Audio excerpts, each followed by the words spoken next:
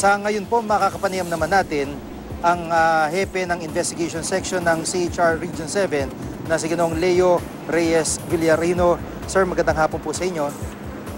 Magandang hapon na Gigi at saka mga manonood. Apo.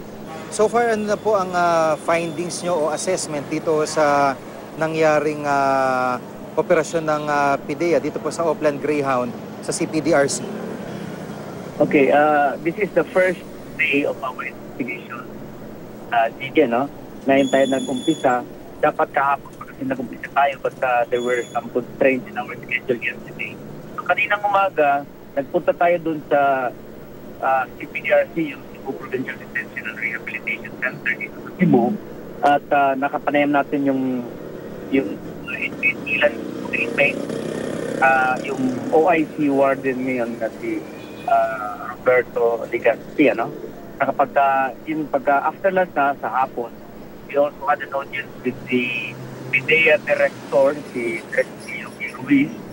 And after that, we also went talk with the provincial director of the Cebu Provincial Police Office, certain matters that came to our attention. Opo. Itong CPDRC, kilala ho ito sa dancing inmates at hindi ho, kumbaga, nakakagulat din na mayroon palang naipupusilit din ng mga kontrabando dyan. So, sa ginawa hong operasyon ng PIDEA kung saan nadiskubre o nakuha nila itong mga kontrabandong ito at sa ginawang pagpapahubad, may nakikita ho ba kayong violation sa panig po ng CHR? Okay. When we decided to conduct this investigation, we were concerned about first on the photographs were taken and were posted in the newspaper and were shared also in social media. This prompted us to conduct the investigation, and we're focusing on two aspects of the incident.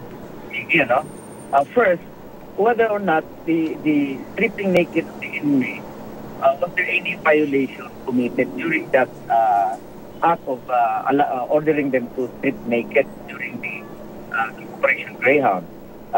Director Ruiz explained to us, as what he has told the other media outlets, there's reasons why he has to have the inmate strip naked during the operation. Well, we cannot tell Director Ruiz on what to do or what not to do, no? But we reminded him certain parameters on the treatment of inmates in a detention facility like the Cebu Provincial Detention Rehabilitation Center. So, pinaliwanag natin sa kanya na although inaalaw yung paghuhubad ng inmate, but that must be for a security purpose. Halimbawa, ganito sa Operation Greyhound, sabi ni Director Ruiz, were concerned about the security of their personnel doing the search. So they opted to have the inmates stripped naked so that they will be aware whether the inmates have in their possession, behind their clothes, under their clothes, certain prohibited articles or deadly weapons that they may use against the inspecting team. On the other hand, we also we're looking into the necessity, into the propriety, whether it was appropriate, whether it is proper that the picture of the naked inmates be published in the newspaper or in social media. That is why there are two focus on our investigation right now. Apo. Pero yun nga po, doon sa punto na bagamat yung mga inmates po dyan ay sikat na masasabi natin dahil sa pagiging dancing inmates nila, pero yung katotohanan ay nakakulong sila at ito po ay kumbaga subject sa ilalim ng mga otoridad, yung karapatan din po nila.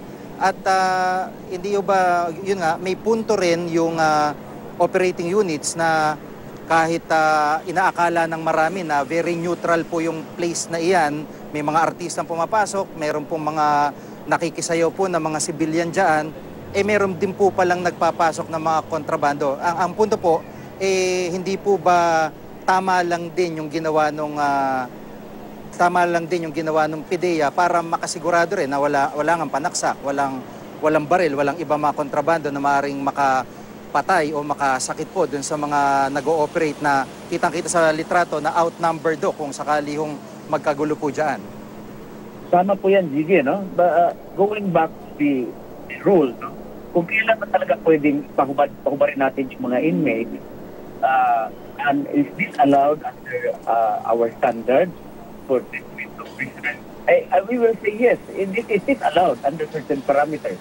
Una nga, there must be a security factor that steps in that will require that the inmates will be stripped naked. And itong nangyari dito, they have reports, and in fact, this was also borne by the number of prohibited articles, weapons that were discovered during the search. So, yung pag-search na nakahubad, yung paghubad ng mga inmates is allowed under the security factor na sinasabi natin. Ang hindi lang talaga ina-allow, hindi yung pinapayagan, yung mga intrusive search, yung invasive na yung pag-search ng isang inmate, ano? Yung tinutukoy natin, yung halimbawa, yung mga cavities or mga crevices on the inner part of the inmate will be touched by the inspecting team. Yun ang pinagbabawal.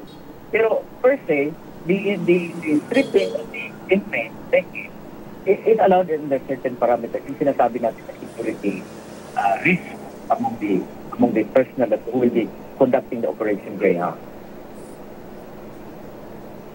Apo, maraming salamat po sa mga impormasyon. Si Ginoong Leo Reyes Villarino ng CHR Region 7. Sir, maraming salamat po. Maraming salamat po, Vicky.